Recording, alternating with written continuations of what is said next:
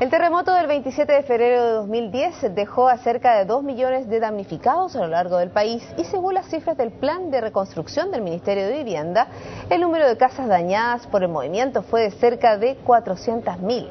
Para analizar el proceso de reconstrucción, conversamos en resumen ejecutivo con la relatora para el derecho a la vivienda adecuada de Naciones Unidas, Raquel Rolnick. ¿Cómo está, Raquel? Bienvenida. Muchas gracias por esta oportunidad. La trae a Chile un proceso, un viaje verdaderamente como de estudios para ver la situación que está pasando en nuestro país, cómo se ha vivido este proceso de reconstrucción. ¿Qué es lo que ha visto? ¿Cuál es su evaluación? Bueno, en primer lugar es muy importante decirlo que no estoy acá para hacer una evaluación de Chile y de presentar un informe ante las Naciones Unidas, sino que como presenté un informe internacional sobre reconstrucción post desastres naturales y el derecho a la vivienda adecuada, esto generó una resolución adoptada por este Consejo que define cómo debe ser el proceso ante el marco general del derecho humano a la vivienda adecuada. En el caso de Chile, yo me quedé bastante impresionada con el grado de compromiso que el gobierno chileno ha tenido con el proceso de reconstrucción. Un compromiso de atender en principio a la situación de emergencia con la distribución de las medias aguas hasta rincones muy distantes del país, pero casi a todos los que han sido damnificados y afectados muy seriamente, y después con una inversión y un presupuesto también muy grande. Yo creo que es importante señalar esto porque no es el caso de todos los países y de todas las observaciones que yo he hecho. De otra parte, hay que señalar también que como el instrumento básico de reconstrucción de la parte del gobierno, del Ministerio de Vivienda, ha sido el subsidio, o sea, el modelo que es el modelo general adoptado en el país para provisión de vivienda, un subsidio para que la familia pueda comprar una casa producida por una empresa privada en el mercado.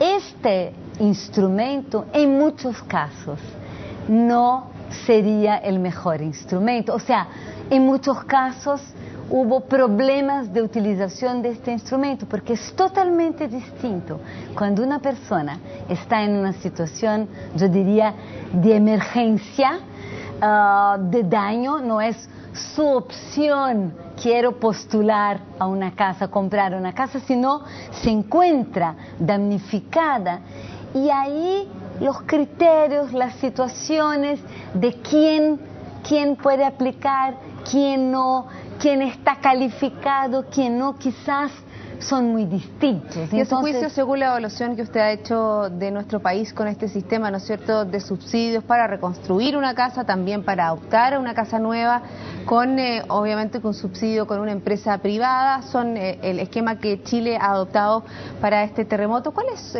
su apreciación sobre ello? Yo creo que la cuestión fundamental es que cuando estamos hablando de reconstrucción, no estamos hablando única y exclusivamente de las casas, o sea, de la idea de que el problema fundamental para la gente es tener una casa donde sea, sino que es un problema de reconstruir su hábitat, su territorio, ahí donde está su red, su vida.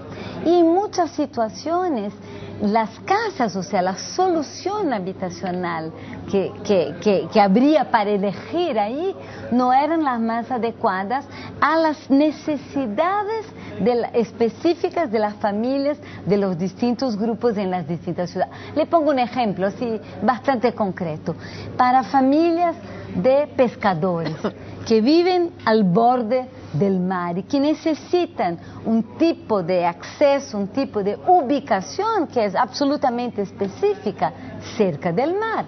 Pero con este sistema de subsidios, la oferta que han tenido es una oferta de comprar una vivienda producida en una población muy lejos. Pero ¿qué pasa, por ejemplo, a eso está el borde costero y todas las razones de riesgo que puede estar inherente a este borde costero? Porque obviamente que Chile es un país sísmico, vamos a seguir teniendo otros movimientos telúricos y obviamente cuando son tan fuertes están asociados a maremotos y tsunamis.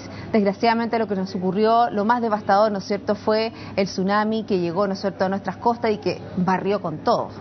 Efectivamente, pero lo que yo escuché, porque la gran oportunidad que yo he tenido fue la oportunidad de visitar ciudades, hablar con la gente, visitar la gente donde la gente vivía, es que muchas veces había una cierta discrecionalidad con respecto a definir una zona de riesgo para algunas cosas u otras, o declaración de una zona de riesgo, que ahí la gente no puede ubicarse, pero al lado, en el mismo sitio, ahí se están promoviendo emprendimientos inmobiliarios o viviendas para ingresos más altos, o otro tipo de inversión turística. Entonces, es un poco cuál es el criterio básico de zona de riesgo, una sensación de expropiación de su vida, de su territorio, y que en realidad creo que todo esto tiene que ver con el hecho de que no hubo tanta participación de la gente misma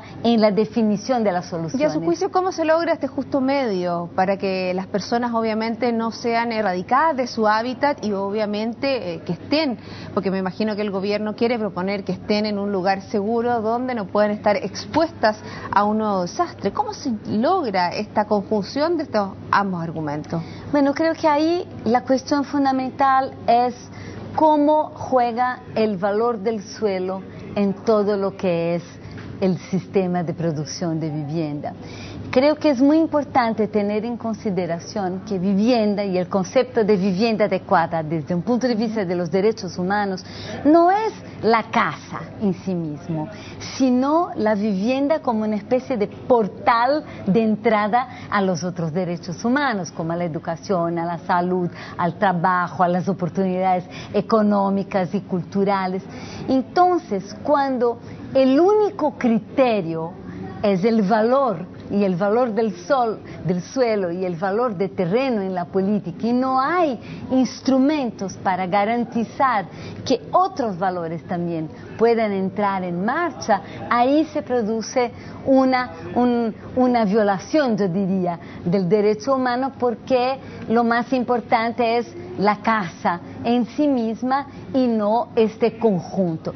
Creo que ahí hay instrumentos de manejo de suelo que se puede utilizar. Es muy importante también cómo se puede movilizar los bienes fiscales, o sea, los terrenos fiscales, que los bienes de la nación, como soporte a una política de promoción de vivienda y reconstrucción. Raquel, usted tuvo la oportunidad de estar con autoridades de gobierno, con distintas organizaciones, con universidades.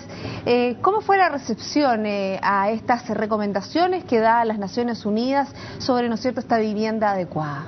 Bueno, yo he tenido una oportunidad de oro. Yo creo que yo he sido muy bien recibida en los varios sectores. Hemos tenido diálogos y también recorridos conjuntos con los varios sectores.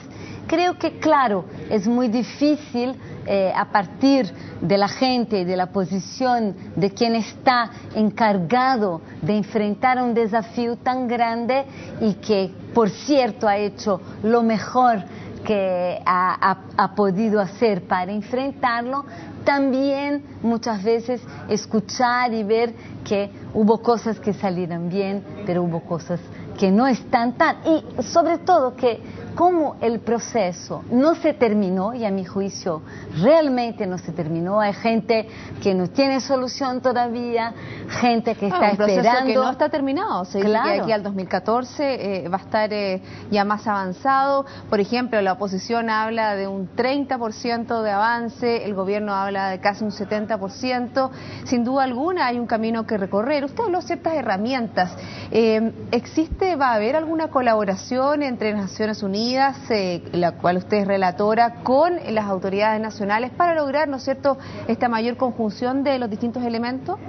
Sí, yo creo que el eje fundamental ahora en este proceso sería una aproximación mucho mayor entre la gente afectada, que todavía no tiene resuelta su situación, y los organismos de gobierno. Mucho más diálogo, mucho más información, mucho más participación, mucho más apertura a soluciones que no son exactamente las soluciones y los instrumentos que ya están, pero que estén más cercanas de las necesidades.